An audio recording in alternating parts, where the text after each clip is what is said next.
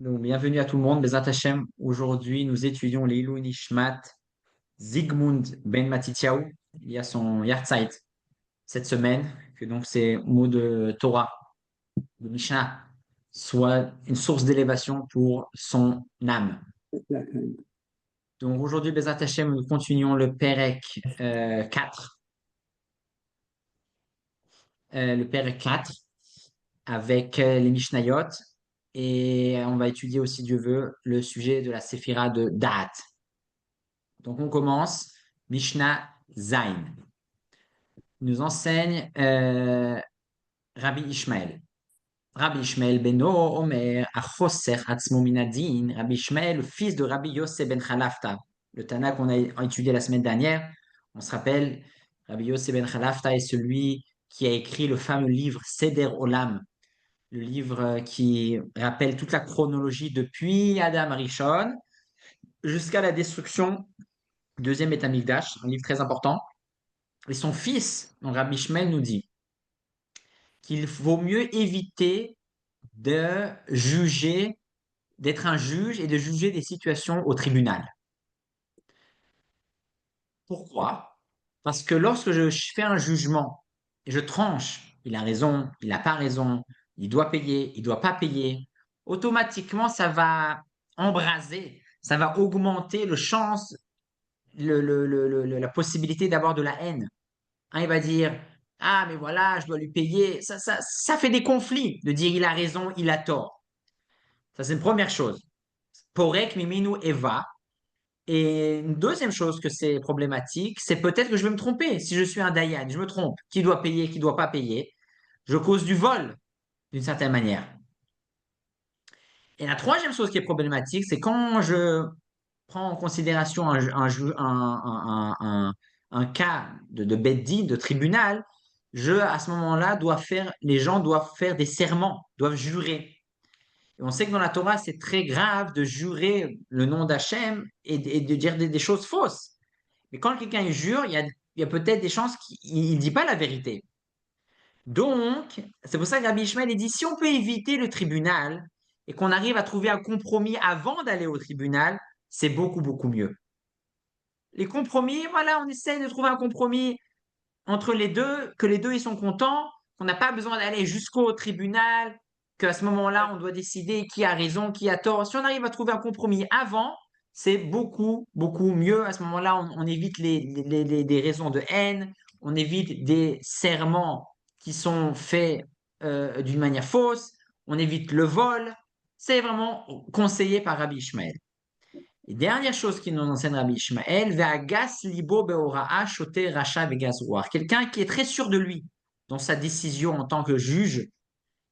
La Mishnah l'appelle quelqu'un de bête, quelqu'un de mauvais et quelqu'un de grossier. Être trop sûr de soi, c'est pas bon. Il faut être un peu sûr de soi, ça c'est sûr.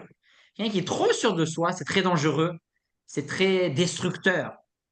Et donc, voilà, on a besoin de juges. Des fois, il faut oui juger, il faut oui trancher, mais il ne faut pas rentrer dans un système voilà, de trancher à longueur de journée et d'être trop sûr de soi.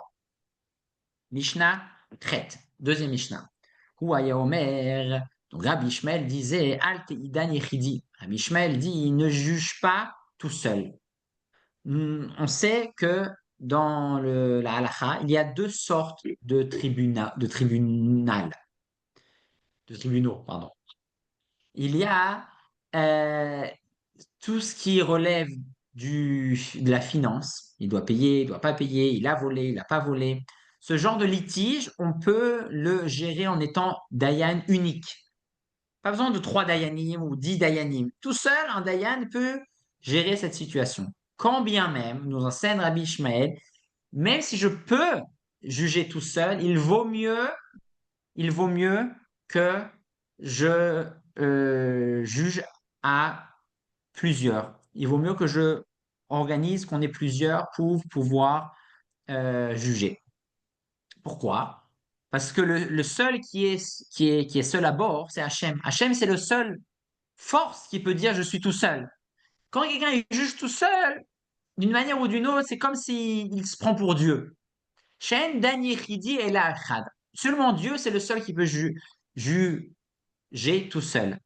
Une autre chose intéressante aussi à que les commentaires expliquent pourquoi il vaut mieux être en équipe et pas tout seul, c'est quand lorsqu'on est en équipe, que ce soit pour juger ou que ce soit pour d'autres projets, quand on réussit et on aboutit à quelque chose de positif, on peut s'enorgueillir. On peut dire, bah voilà, c'est grâce à moi. Voilà, j'étais tout seul, j'ai réussi, j'ai fait ça, j'ai fait ci, j'ai jugé. Et on peut arriver à l'orgueil. Alors que si on est une équipe, à ce moment-là, c'est beaucoup plus compliqué d'arriver à être orgueilleux parce que je n'ai pas fait tout seul. J'étais avec d'autres personnes. C'est pour ça que nous conseille Rabbi Ishmael ne pas faire les choses toutes seules. Il faut faire les choses, s'entourer de personnes, juger avec d'autres personnes. À ce moment-là, je n'aurai pas la raison d'être orgueilleux, d'être fier parce que je ne suis pas tout seul. Il y a aussi le crédit revient aussi à d'autres personnes.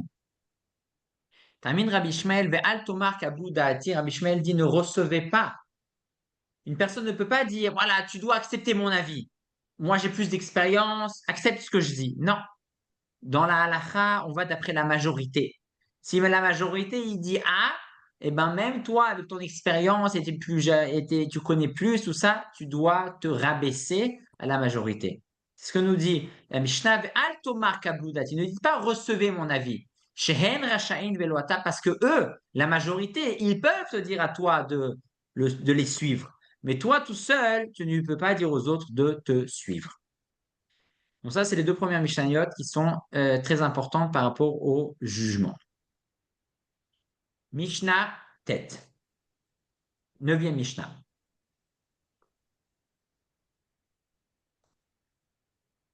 Rabbi Ishmael. Rabbi Ishmael était l'élève de Rabbi Yonatan, pardon. Rabbi Yonatan était l'élève de Rabbi Ishmael.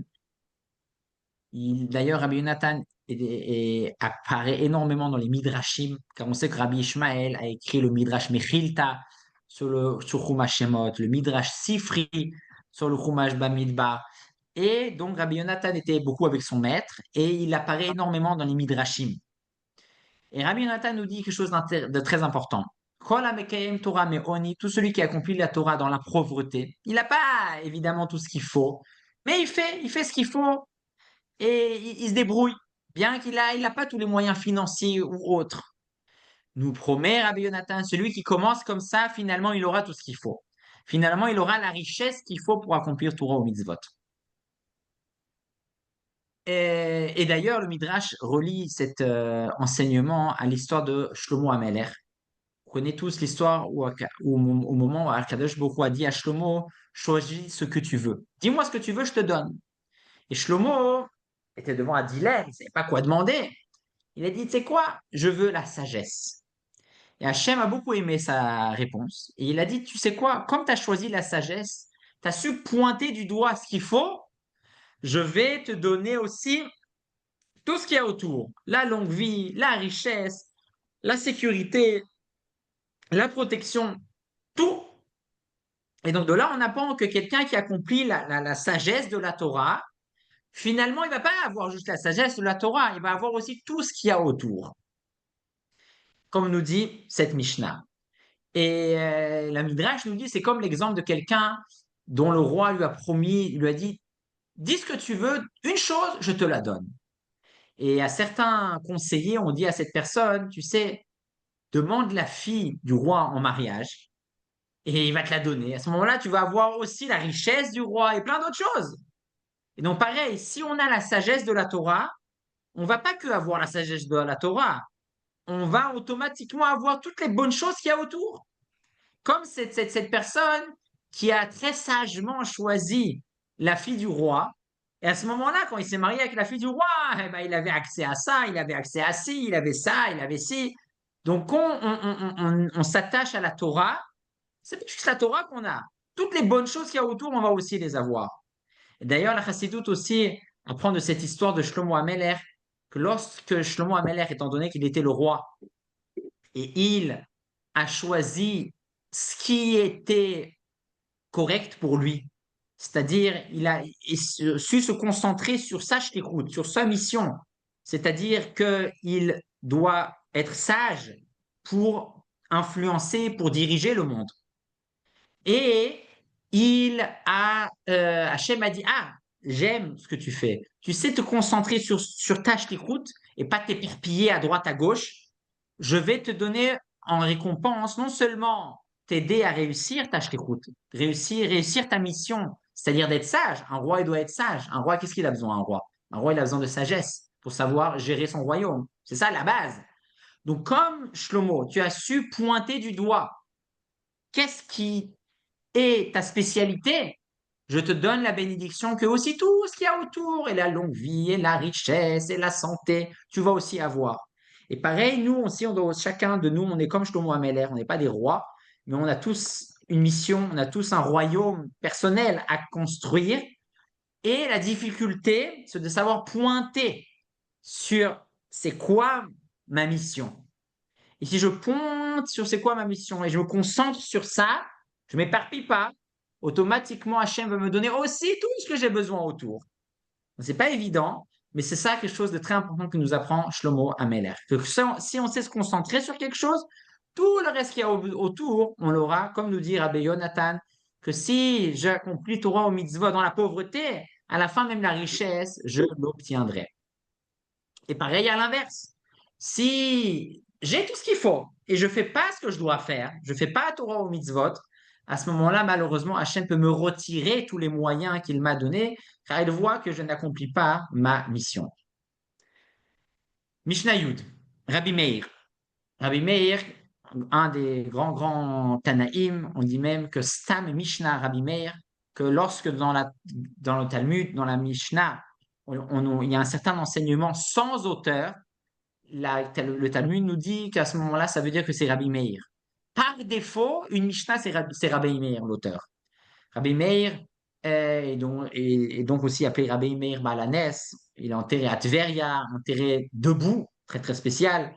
Un des grands élèves de Rabbi Akiva, un des grands maîtres de Elisha ben Avouya, ce fameux tzaddik qui, à la fin de sa vie, a, a dérivé, si on peut dire.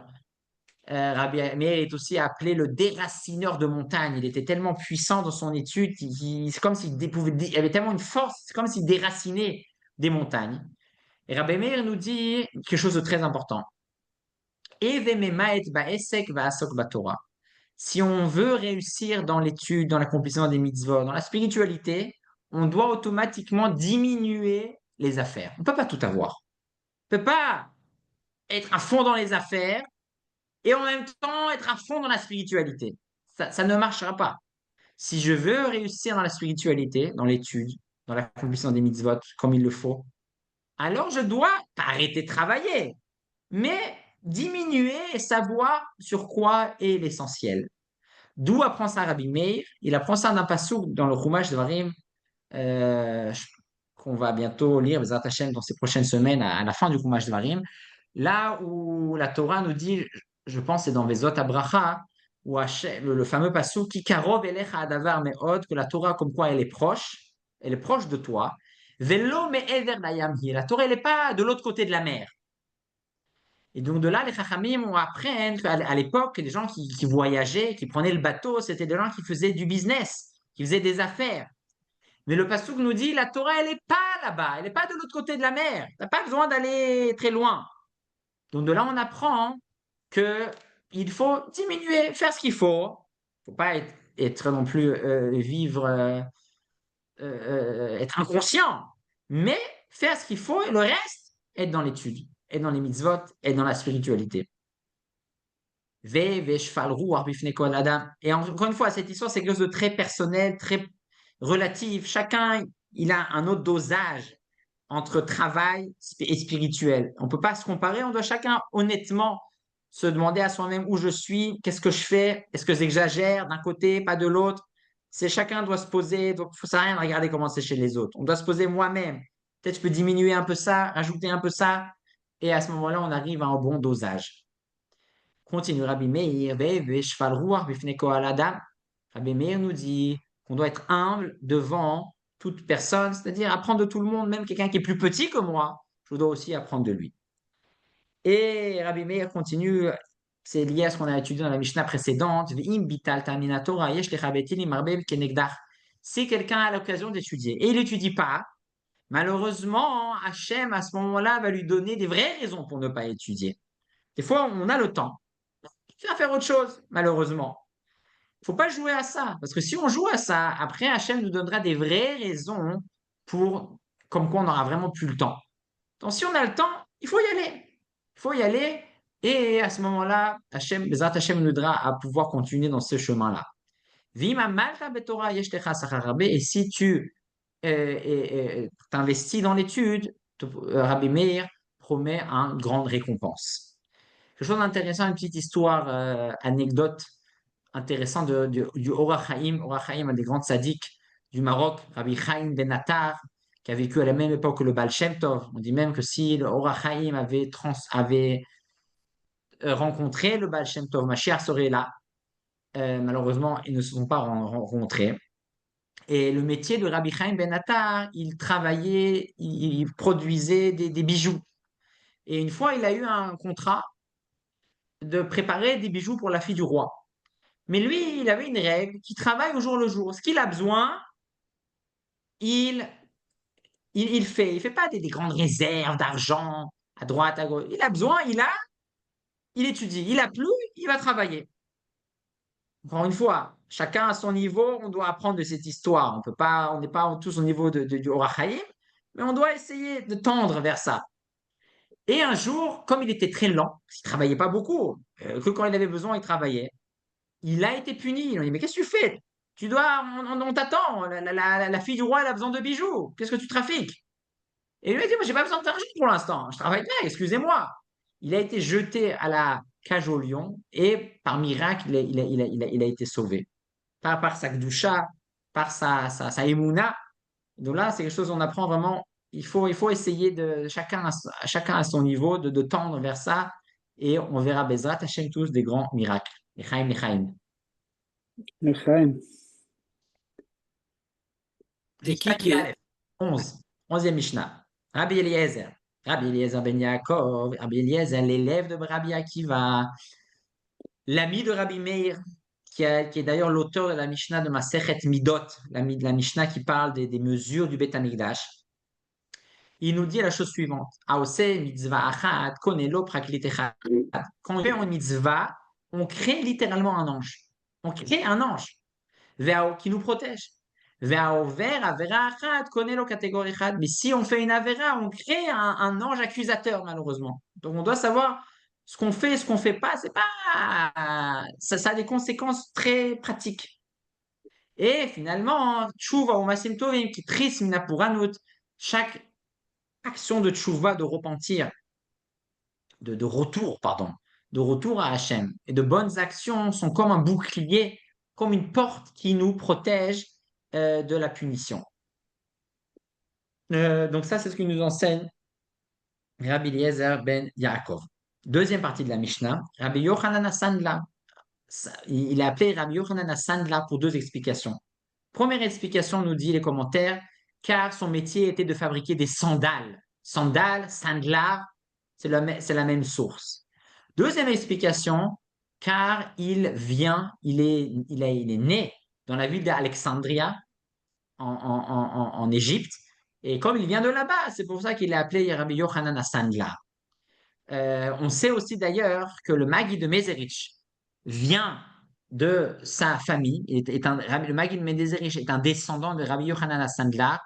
On connaît aussi l'histoire comme quoi une fois la maison de la mère du Magui de Mézérich a brûlé. Et la mère était très triste parce qu'elle avait à la maison un livre qui décrivait de génération en génération comment sa famille descendait de Rabbi Yochanan Sandla depuis le temps du deuxième Beth Amikdash. Elle était très triste qu'on a perdu le livre. Maintenant, on en avait toute la description, l'arbre généalogique. Et le Magui de Mezerich a dit à sa mère, ne t'inquiète pas. Dans ce livre, c'est vrai, on avait des preuves comme quoi on vient d'une famille, d'une grande dynastie, mais Bezrat Hashem, je vais essayer de faire en sorte qu'à partir de maintenant aussi, se créera aussi une grande dynastie et le Magui est devenu un grand tzaddik. Comme quoi, des fois, toujours, on ne doit pas se suffire de qui sont nos grands-parents, nos arrière-grands-parents et les tzaddikim. Oh, moi, je descends de lui, moi, je descends de lui. C'est beau de descendre de tzaddikim. On doit chacun soi-même ouvrir une nouvelle dynastie de bonnes actions et de bonnes personnes. Que nous enseigne Rabbi Yochanan Asandla? Kol Knessia chez Leshem Shamayim sauf Kayem. Chaque team, chaque groupe, chaque projet qui est composé de gens avec une intention de faire la volonté d'Hachem, tout simplement, et pas avoir une intention personnelle, intention de gagner pour moi personnellement, ce groupe-là, il a des chances de tenir, et il va tenir, parce qu'ils ont une intention en commun de faire ce qu'Hachem il veut. Ça peut être dans plein de domaines, mais voilà, on a un vrai point commun entre nous tous. Si par contre, si ce groupe-là n'a pas une intention commune comme quoi de faire la volonté d'Hachem, mais chacun cherche son propre intérêt, cette assemblée, sauf que cette assemblée ne tiendra pas longtemps. Car chacun il pense à lui, un jour ou l'autre, ils vont se disputer et se dissoudre. C'est d'ailleurs intéressant, on voit aussi le mois de Kinesia. C'est un mot normalement un peu. Kinesia, ça vient du mot normalement Kenes. Kenes, c'est un rassemblement. Kinesia, c'est Kenes Yudke. Comme quoi, Yudke, le nom d'Hachem, il faut qu'on ait une équipe, il faut mettre Hachem de l'avant. Qu'est-ce qu'Hachem il veut? Si on réfléchit comme ça, on va rester en team. Si on réfléchit qu'est-ce que moi je veux, on va très vite se disputer et perdre tout simplement ce groupe. Mishnah Yud Yudbet. Rabbi Elazar ben Shamoua, Omer, Yehi, Kevot Talmidecha, Chaviv Elecha Keshelach. Rabbi Elazar ben Shamoua dit. Rabbi Elazar ben Shamoua était le maître d'ailleurs de Rabbi Yehuda Anassi. Il est appelé celui qui était le plus heureux parmi les sages. D'ailleurs, il fait partie aussi des 10 martyrs qu'on mentionne chaque année à Yom Kippour. Une personne, un tzaddik qui a jeûné pendant 40 ans, il ne mangeait que le soir. Et même lorsqu'il est décédé, une voix céleste a retenti dans le monde et a dit: Sois heureux, Elazar, que tu aies été semblable à Kadosh Baruch Hu, et ton âme a quitté ce monde lorsque encore le nom d'Hachem était placé sur tes lèvres. Et on nous dit Rabbi Elazar ben Shamoua, l'honneur de ton ami doit être comme ton honneur, comme ton respect. Donc, de qui on apprend ça? De Moshe. Lorsque Moshe a parlé avec Yehoshua, qui était son élève, il a dit: Bechar lanu anashim, s'il vous plaît, prenez pour nous des soldats pour se battre contre Amalek. Et de là, on voit qu'il a inclus lui-même et Yehoshua dans le même nom, Banu. Choisissez pour nous, il s'est mis au même niveau. De là, on apprend qu'on doit mettre l'honneur de son élève au même niveau que son propre honneur. Deuxième règle, l'honneur de ton maître, de ton ami, doit être comme l'honneur de ton maître. De qui on apprend ça? De Aaron. Lorsque Aaron parle de Moshe, que Moshe était comme son ami et son frère, quand même, il l'appelle Adoni, mon maître.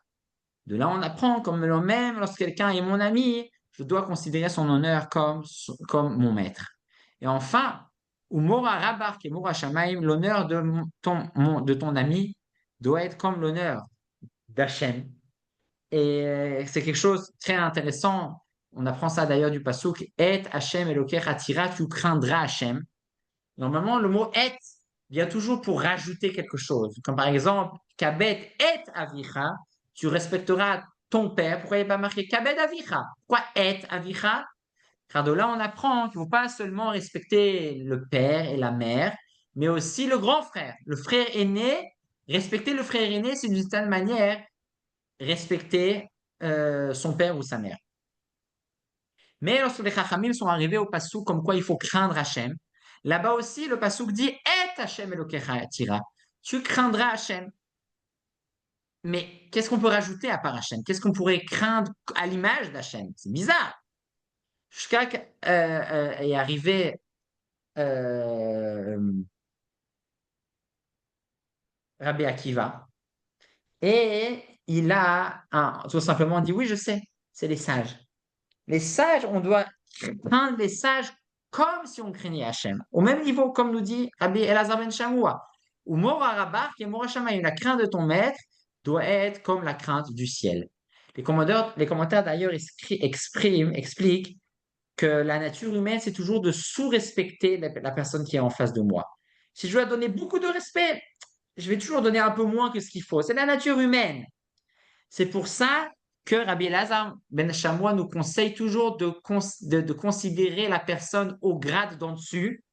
Comme ça, au moins, hein, c'est vrai que je dois le considérer comme Hachem. Au moins, ben, je vais le considérer comme un maître. Mais si je dis il est comme un maître, à ce moment-là, je vais dégrader à l'étape en dessous d'un ami, et etc. Donc ça, c'est très, très important, l'histoire de l'honneur, savoir respecter les gens autour de nous.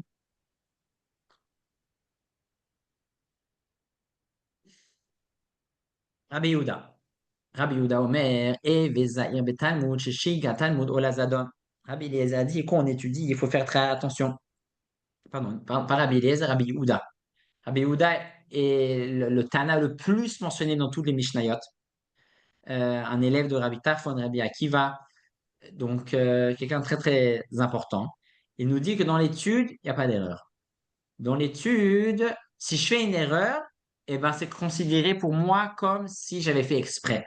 Si j'enseigne quelque chose à quelqu'un, c'est ma responsabilité de vérifier que tout est correct. Rabbi Shimon, Omer, Shlosh Aktarim Hem. Rabbi Shimon dit, il faut euh, donner de l'honneur à trois sortes de personnes. Parce qu'il y a trois sortes de couronnes, trois sortes de situations où Hachem a donné un spécial honneur à ces personnes. Premièrement, Torah. Quelqu'un qui étudie la Torah d'une manière puissante, il doit être d'une certaine manière respecté. Keter Torah, quelqu'un qui est Kohen, il doit aussi recevoir un certain honneur spécial. Et quelqu'un qui est un roi de la même manière. Continue Rabbi Shimon, il dit, mais attention, condition. Toutes ces choses-là, c'est vrai, seulement s'il a aussi une bonne renommée.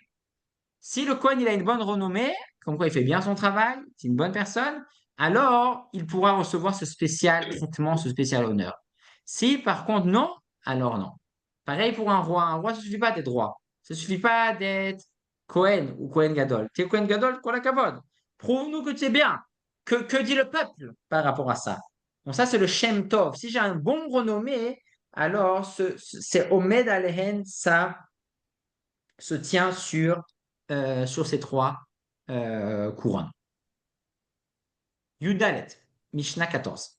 Mais Rabbi Nehorai, Rabbi Nehorai dit, qui était Rabbi Nehorai? Trois avis. Premier avis, c'était Rabbi Meir. Comme quoi, Rabbi Meir. Deuxième avis, comme quoi c'était Rabbi Elazar ben Arach, l'élève de Rabbi Yochanan ben Zakkai. Et troisième avis, comme quoi c'était Rabbi Nechemia. Que nous dit Rabbi Nehorai? Et ve golel limkom Torah. Il faut aller en exil pour aller étudier la Torah. Étudier la Torah, même si j'ai une yeshiva en face de chez moi, j'habite à Bnei Brak, c'est bien et recommandé d'aller étudier à Yerushalayim, d'aller étudier dans une autre ville, loin de la maison. Pourquoi? Parce que tout le point de l'étude de la Torah et de l'accomplissement des mitzvot, c'est de sortir de ses limites, c'est de travailler sur soi-même. Et sortir de mes limites, c'est plus facile lorsque je suis loin de la maison. Quand je suis proche de la maison, j'ai mes habitudes, j'ai mes références, j'ai mes repères, j'ai mes parents, j'ai mes frères. Je peux pas vraiment bifurquer dans un autre style. Même si c'est un bon style, il faut sortir de nous. Et ça marche surtout, ça marche surtout lorsque nous sommes loin de la maison. Deuxième chose que nous enseigne Rabbi Nehorai, ne dis pas que la Torah elle va venir tout seul chez toi. Non, c'est à toi d'aller la chercher. Ne dis pas que les gens ils vont étudier, ils vont me répéter le cours. Non, à toi d'aller spécialement étudier. Et ne te suffit pas de ta bina, de ta compréhension, car il y a aussi tous les sages. Il faut aussi avoir une chavruta, avoir un maître. Et je ne peux pas dire, ah, moi je comprends tout seul, je lis tout seul. Non. Ve'el binatecha al tishaen ne te suffit pas de ta bina. On va ouvrir la parenthèse de la séphira de date. Chaque semaine, j'essaie de savoir où parler de la séphira. Et il y a toujours, Bashgara pratique un lien. Et chez ce maître, j'ai essayé de chercher donc, quand parler de date, quel rapport avec toutes ces Mishnayot, je crois que je suis arrivé à cette phrase-là. Là où la phrase dit ne te suffit pas, ne t'arrête pas à la bina. Le sens simple, ce qu'on a dit, n'étudie pas tout seul. Mais qu'est-ce que ça veut dire aussi ne pas s'arrêter de la bina? On a étudié la semaine dernière, les 2 dernières semaines, qu'il y a la séphira de Chokhmah et la séphira de Da'at. Chokhmah en cours, c'est l'idée pure, l'idée simple, l'idée telle qu'elle est authentique. Bina, ça c'est Chokhmah, pardon. Chokhmah, c'est l'idée de base, le point de base, sans développement, sans détail. Bina, c'est le développement. Je le rattache à ça, je le relie à ça. C'est vraiment aller dans les détails.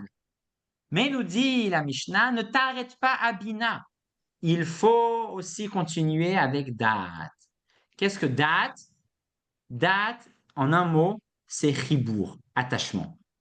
Comme d'ailleurs nous dit la Torah, Adam yada et Chava.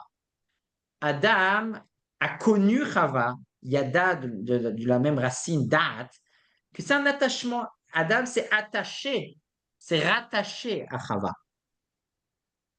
en ayant une relation. Et qu'est-ce que ça veut dire pour nous, à notre niveau? Alors, je voudrais raconter 2 petites histoires pour comprendre ça mieux d'une manière plus parlante. On parle d'un certain analphabète qui ne savait pas lire. Et il recevait des lettres tous les jours. Donc, il a demandé à un voisin de l'aider tous les jours à lire ses lettres. Arrive un jour, on ouvre la lettre et il est écrit dedans que malheureusement le père du, de la personne analphabète est décédé. Et sur le champ, la personne analphabète s'évanouit, il est très triste, il est choqué. Et le voisin est triste, mais il ne s'est pas évanoui, parce que ce n'est pas son père. Et la question est pourquoi? Qu'est-ce qui se passe ici? Et la réponse est simple, car les deux, ils ont compris la même notion. Les deux, ils ont compris que quelqu'un est décédé. Quelle est la différence entre les deux? C'est que l'un, il a le date, l'un, il est connecté à son père. Il est connecté, il se sent, c'est son père. Donc, il s'est effondré. L'autre, il est triste que quelqu'un est décédé, c'est pas joyeux, mais il va pas s'effondrer, il connaît pas son père. Et c'est ça le dad. Le dad, c'est vivre profondément, se connecter avec ce qu'on étudie, avec ce qu'on croit. Et donc ça, c'est l'histoire de l'analphabète. Et d'ailleurs, c'est la raison aussi pour laquelle beaucoup de gens comprennent qu'il ne faut pas fumer, mais quand même, ils continuent à fumer. Pourquoi? Qu'est-ce qui manque? C'est le date. Il manque l'attachement avec la chose, avec l'idée, avec l'intellect. Pas juste raconter des histoires philosophiques et théoriques, c'est vraiment rentrer dans le détail et l'émotion de la chose. Euh, D'ailleurs, c'est aussi la raison pour laquelle la Nourazaken, après étant étudié chez le Maggid Mezerich, on lui dit, qu'est-ce que tu as appris là-bas? Il a dit, j'ai appris qu'il y a un Dieu. Il dit, mais t'as raison d'aller chez le Maggid Mezerich pour comprendre ça. Avant, tu ne savais pas qu'il y avait un Dieu. Même la femme de ménage, elle sait qu'il y a un Dieu. Et la Nourazakan, il a dit, non. La femme de ménage, elle dit qu'il y a un Dieu. Moi, après avoir été chez le Maggid Mezerich, je sais qu'il y a un Dieu. Ani Yodea. Donc, ça veut dire quoi? On peut savoir plein de gens savent plein de choses. Mais ça ne nous parle pas. Ça rentre là, ça sort là, ça reste dans la tête même. Mais ça ne c'est pas parlant. Ça nous influence pas dans la vie de tous les jours. Et ça, c'est la fonction du date. Date, c'est intégrer cette notion dans nos émotions, dans notre caractère. Et c'est d'ailleurs la raison pour laquelle date est le coup. Le coup, c'est l'organe intermédiaire entre Chokhmah Bina et les Midot. On va raconter l'histoire. C'est ce que nous dit le Tanya, que le Tanya nous dit que lorsqu'une personne n'a pas de date, elle vit dans l'illusion. Elle croit qu'elle aime ça, elle croit qu'elle veut ça, elle croit qu'elle sent ça, elle croit. Mais s'il n'a pas de date, ça reste dans la tête et ce n'est pas du tout concret. C'est ce qu'on appelle dimyonot shav. C'est des illusions. Donc ça, c'est important et c'est d'ailleurs aussi que il y a une certaine phrase qui nous dit En davar shomed bifnei haratzon. Rien ne se tient devant la volonté. Une fois, j'ai entendu de Rav Nachmanson qui dit comme quoi, oui, devant la volonté, rien ne s'arrête. Mais devant l'illusion, En davar bifnei haratzon, aval yesh davar lifnei hadimyon. C'est quelqu'un, il croit qu'il veut ça, mais il veut pas vraiment. Il est dedans, mais il n'est pas là-bas. Ça ne marchera pas. Euh, Pourquoi? Car à la fin, finalement, on est influencé, on est touché aussi, pas par seulement des notions mathématiques. La vie, c'est pas un cours de mathématiques. On a besoin d'émotions, on a besoin d'attachement avec ce qu'on fait, avec ce qu'on dit, avec ce qu'on pense. C'est comme l'histoire de deux jeunes hommes qui essayaient euh, euh, de convaincre des parents à envoyer leurs enfants dans une yeshiva. Donc, les deux jeunes hommes ont voyagé et ils ont commencé à essayer de convaincre des parents. Ils leur ont dit, voilà, dans notre yeshiva, le premier a commencé à dire, voilà, dans notre yeshiva, on étudie Shacharit, Mincha, Arvit.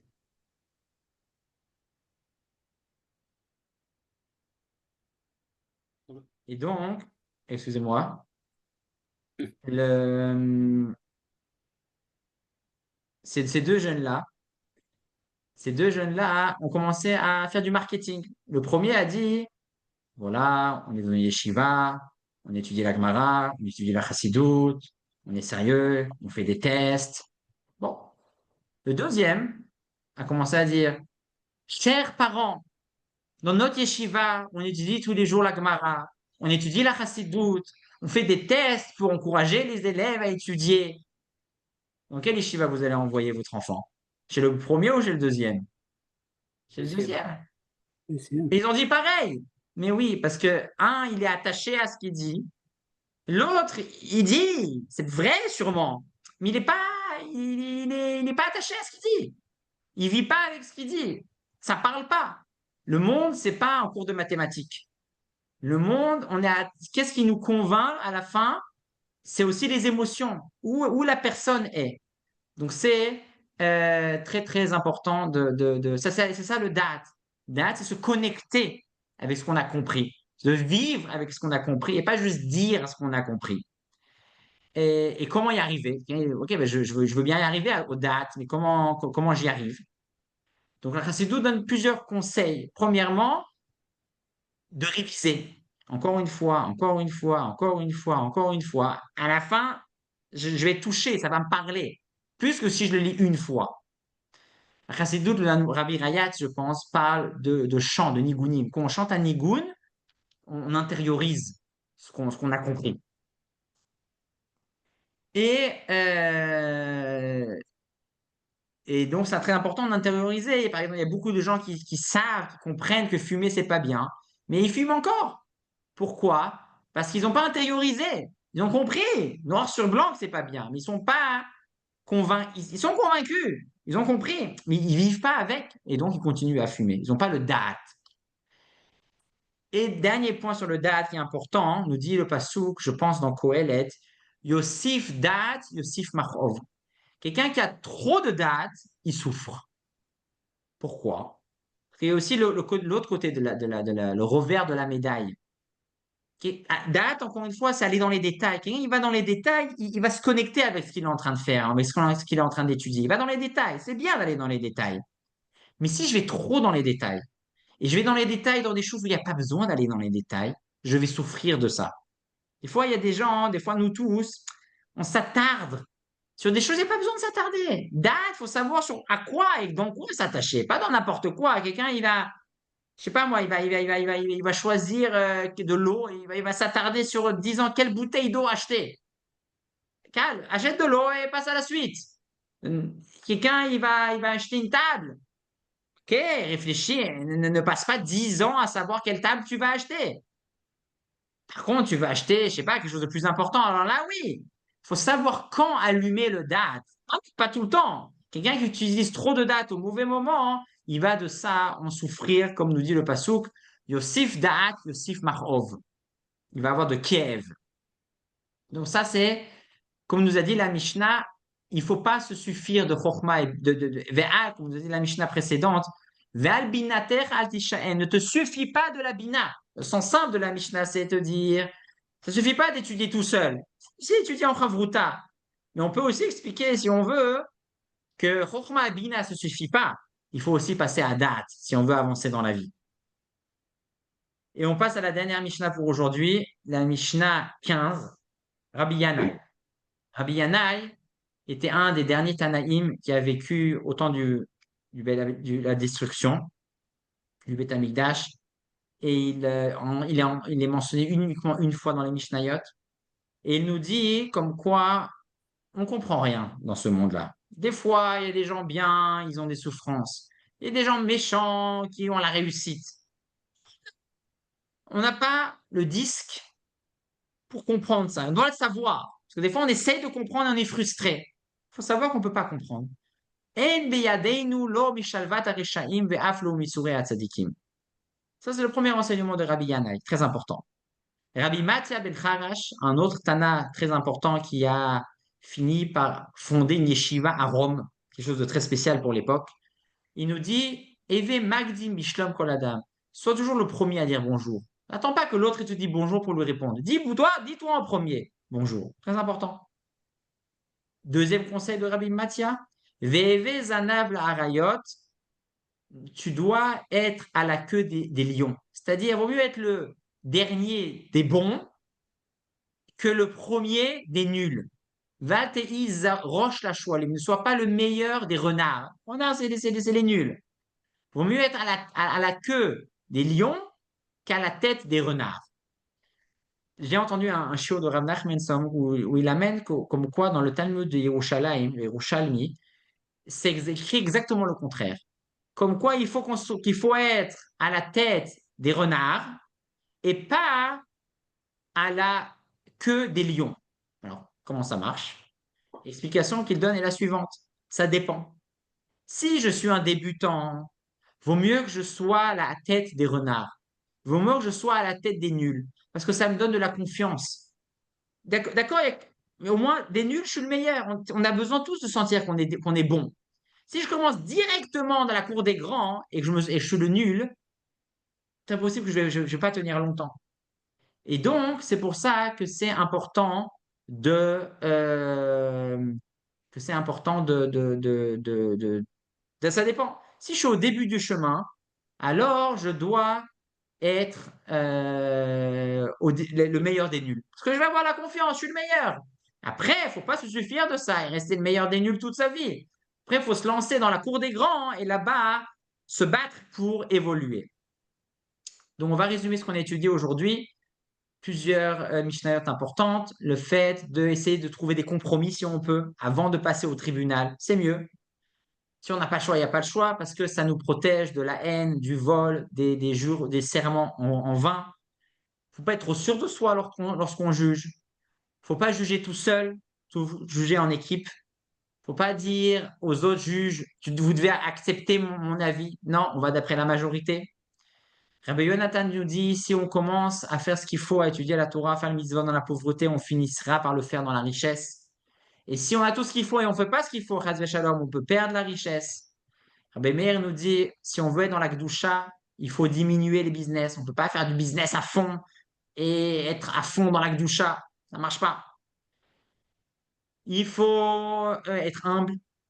Et Rabbi Eliezer Ben Yaakov nous enseigne, chaque bonne action crée un bon ange. Chaque mauvaise action crée un mauvais ange. Rabbi Yonatan Yochanan Sandlar nous enseigne que quand on est une équipe, il faut avoir le bon état d'esprit. Si j'ai le bon état d'esprit, l'équipe va pouvoir durer. Sinon, malheureusement, elle va très vite se stopper car chacun pense à son ego. Rabbi Elazar Ben Hashamoua nous dit qu'on respecte, il faut toujours avoir un grade en plus. Mon élève, il faut que je le vois comme moi-même. Mon, non, mon ami, comme si c'était mon maître. mon maître comme si c'était Dieu. Quand on a tous une tendance à ne pas donner le kavod qu'il faut aux gens, donc c'est pour ça que la Mishnah met la barre plus haut que ce qu'elle est pour que finalement on va oui donner au moins l'honneur, le respect qu'on doit donner aux personnes autour de nous. Rabbi Yehuda nous dit qu'il faut faire attention à l'étude, de faire de manière correcte, donner le kavod spécial aux gens spéciaux, les Kohanim, les Talmidei Chachamim, les rois. Bien sûr, si ces gens-là ont un bon nom, c'est-à-dire vraiment, c'est des gens bien en tant que Kohen, en tant que roi, en tant que Talmid Chacham. Rabbi Nora, il nous dit qu'il faut aller loin pour étudier la Torah, loin de la maison, loin des habitudes normales, car étudier la Torah, c'est pas juste étudier, mais c'est sortir de soi-même. Et sortir de soi-même, on peut plus facilement lorsqu'on est loin de chez soi. Ne pas se suffire d'étudier tout seul. On a étudié plusieurs définitions, plusieurs points par rapport aux dates. Date, c'est s'attacher à ce qu'on comprend, pas juste comprendre, vivre avec ce qu'on comprend en répétant, en chantant des nigunim, en, en allant dans les détails. Ça dépend dans quel domaine, il ne faut pas non plus aller dans les détails n'importe quand. C'est mettre de l'émotion dans ce qu'on étudie. Et finalement, Rabbi Yann a une enseigne qu'on ne sait pas, on ne comprend pas tout ce qui se passe autour de nous. Des fois, les gens bien, ils ont du mal, les gens mauvais, ils ont du bien. Savoir être à la queue des lions et à la tête des renards, on a dit, ça dépend. Au début de notre chemin, il faut savoir prendre confiance et jouer et être dans le marché des nuls, être le meilleur. Et après, continuer, comme nous dit Rabbi Mathia, finalement grandir et aller même dans la cour des grands et être le plus nul de la cour des grands. Mais ça, c'est en deuxième étape. En première étape, comme nous dit Yerushalmi, il faut, oui, être à la tête des nuls. Juste avec une petite histoire pour terminer, comme quoi on ne comprend pas grand-chose à ce qui se passe autour de nous. Il ne faut pas essayer de tout comprendre. C'est l'histoire de Rabbi Yeshua ben Levi, qui a demandé à Eliyahu Hanavi de l'accompagner partout. Eliyahu Hanavi lui a dit, d'accord, mais ne pose pas de questions. Si tu poses une question, je disparais. D'accord? Il a accepté la clause. Il commence leur tournée et ils arrivent chez quelqu'un de pauvre qui donnait beaucoup de tzedaka, mais il n'avait pas grand-chose. Et Eliaou a prié que la vache, la seule vache qu'avait ce pauvre, va mourir. Yeshua ben Levi ne comprend rien, mais il ne peut pas poser de questions. Bon, ils continuent leur chemin. Ils arrivent chez un riche, un méchant qui ne donne pas 1 euro à la tzedaka. Eliaou, il prie comme quoi, suite au mur qui s'est cassé, que très vite on puisse le réparer et que ta maison soit entière. Pourquoi il mérite ça? Il est méchant, il ne donne pas. Pourquoi il mérite cette bénédiction? Je ne comprends pas, il ne peut pas poser de questions. Ils arrivent finalement dans une ville, dans un groupe de Réchaïm, et Eliaou leur dit, je vous souhaite que vous soyez tous des leaders. Pourquoi ils doivent tous des leaders? C'est des Réchaïm. Je ne comprends pas rien. Ils continuent leur chemin. Ils arrivent dans une ville de Tzadikim. Et là, Yeshua, Eliaou, Hanavi dit, je vous souhaite qu'il y ait uniquement un leader parmi vous. Pourquoi? C'est des Tzadikim, que ce soit tous des leaders. Suite à toutes ces aventures, Eliaou a dit, je vois que tu as beaucoup de questions, je vais t'expliquer ce qui se passe. Dans la première cas de figure, lorsque j'ai prié pour que la vache de la famille pauvre meure, j'ai vu un décret divin comme quoi la femme de cette famille doit mourir. Donc j'ai dit, je préfère que ce soit la vache qui meure que la femme. C'est pour ça que j'ai prié que cette vache meure. Ah d'accord, je n'avais pas compris. Chez le pauvre, j'ai vu que sous terre, il y avait un trésor caché. S'ils allaient commencer à fouiller tout ce qu'il y avait à côté du mur qui s'est cassé, ils auraient trouvé ce trésor et ils ne méritent pas. Donc j'ai prié que très vite ils vont construire le mur, comme ça ils ne vont pas voir le trésor qu'il y a sous terre. D'accord, je comprends maintenant. Chez les Réchaïm, je leur ai souhaité qu'ils soient tous des leaders parce que c'est une malédiction quand, quand tout le monde est des leaders. Quand c'est tous des chefs, ça ne marche pas. Donc je les ai bénis dans ça. Enfin, je les aurais souhaité ça, mais en fait c'est une malédiction. Et chez les tzadikim, je leur ai souhaité qu'il y ait un leader, parce que ça, c'est une bénédiction qu'il y ait un leader. Quand il y en a un qui gère, les autres travaillent avec, c'est ça comme ça que ça marche. Et donc, c'est pour ça que je leur ai souhaité cette chose-là. Donc, Hachem nous donne l'aide, vraiment, toujours d'accepter ce qui passe autour de nous. Des fois, on ne comprend pas, on a l'impression que c'est l'inverse, Mais nous dit Rabbi Yannai, on n'a pas la compréhension de ça. On doit juste savoir que ce qui se passe, c'est le meilleur qui est pour nous.